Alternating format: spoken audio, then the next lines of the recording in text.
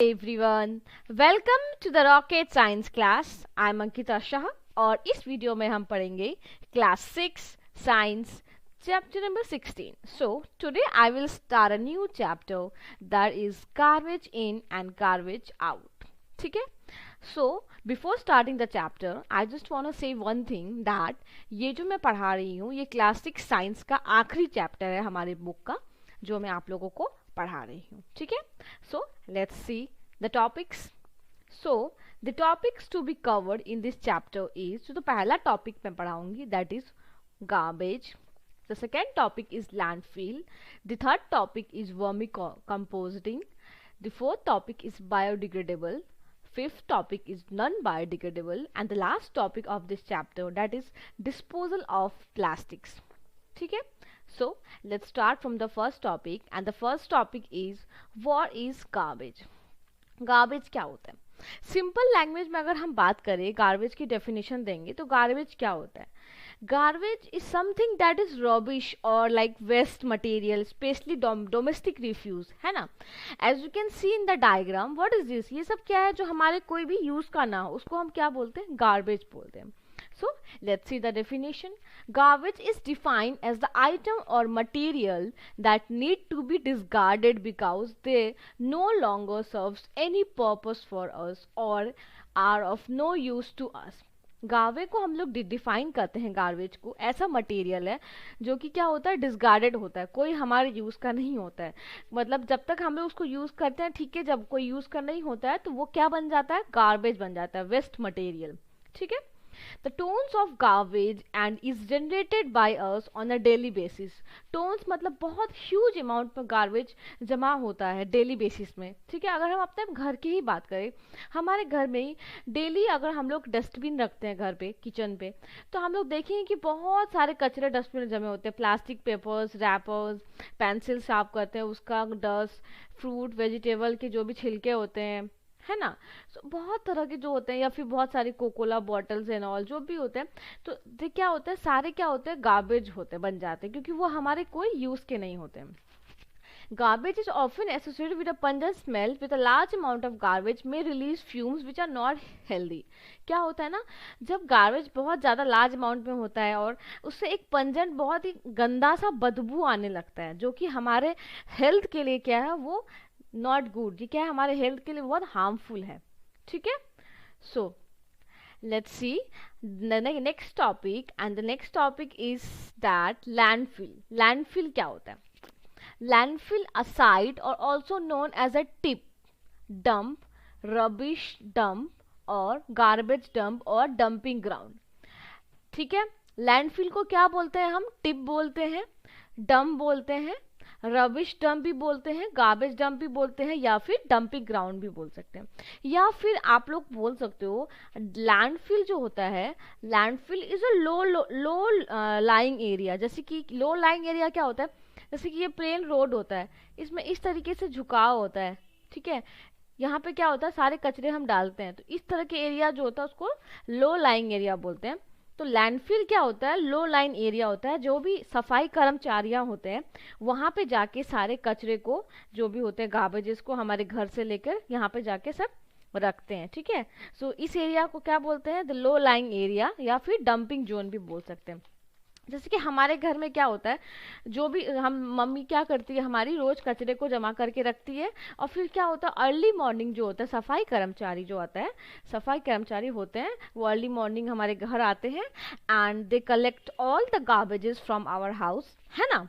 And then they take it to the landfill and dump the garbages taken from our house. और सारे garbages को क्या करती है? वहां पे फेंक देती है। जैसे कि आप यहाँ देख सकते हो, दैट इज, ये क्या है? एक लैंडफिल है। ठीक है? Landfill is the oldest and most common form of waste disposal, although systematic barrier of waste with daily. Landfill क्या है? बहुत पुराना मेथड है जिसके क्या होता है, हम लोग वेस्ट जो भी डिस्पोजल होता है उसको वहां पे हम लोग डंप करते हैं। ठीक है? So the next topic is vermicomposting. क्या होता है? ठीक है? So it is a process of conversion of biodegradable waste from manure with the help of special type of earthworm that is red worm. क्या है, जो भी हमारे घर में बायोडिग्रेडेबल वेस्ट होता है, मैन्योर, जैसे कि क्या बोल सकते हो, फ्रूट्स के छिलके, सब्जी के छिलके, ये सब जो होते हैं हमारे वेस्ट मटेरियल होते हैं घर में, जो भी मैन्योर होते हैं, ठीक है, उसको हम लोग क्या करते हैं, बालू मिट्टी में क्या करते हैं, उसमें डाल देते हैं। तो वो क्या होता है ना, वो अंदर से क्या होता है, एक तुम्हारा जितने भी अर्थवर्म वगैरह होते हैं वो उसको उसका एक तरह से स्पेशल खाना बन जाता है, वो उसको खा लेते हैं। और फिर क्या होता है, वो हमारे जो मिट्टी होती है, जैसे कि हम लोगों ने, मैंने आपको बताया था एग्रीकल्चर में क्या होता है, मैन्योर फर्टिलाइजर होता है।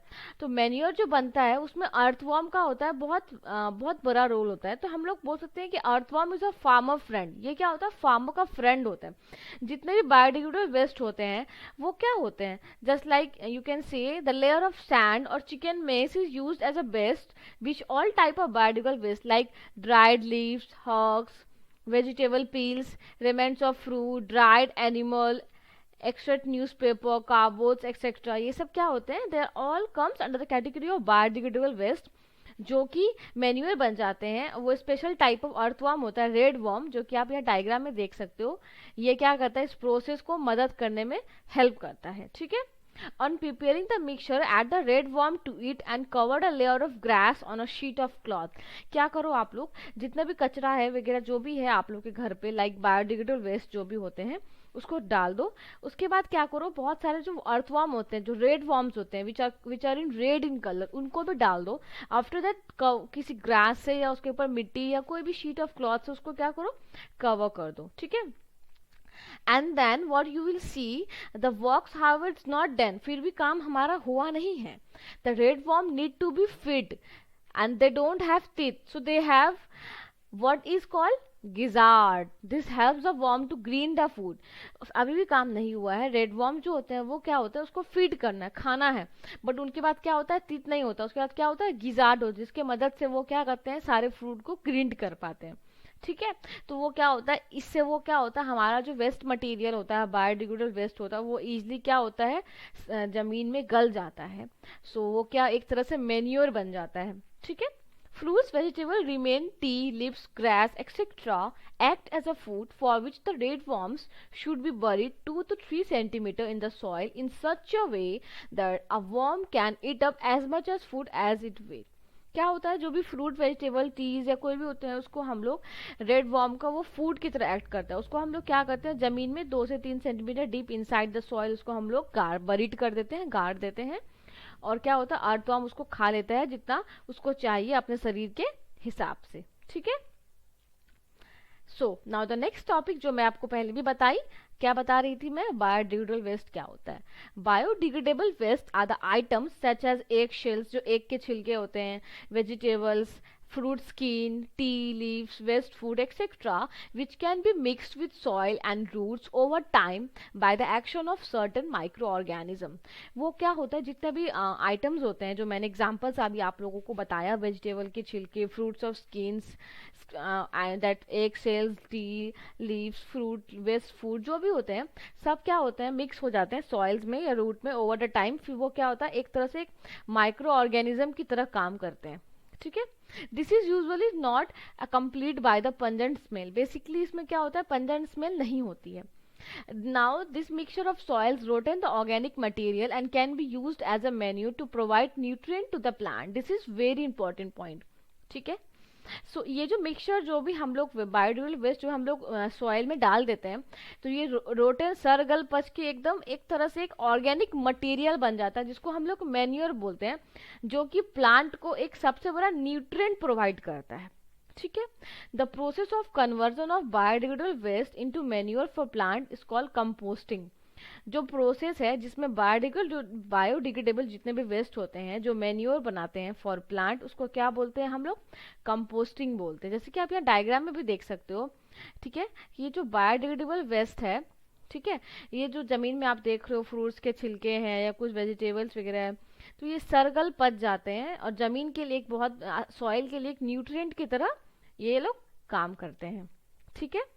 Thank you, and if you like my video, please don't forget to like and subscribe to my YouTube channel for latest update. Thank you once again.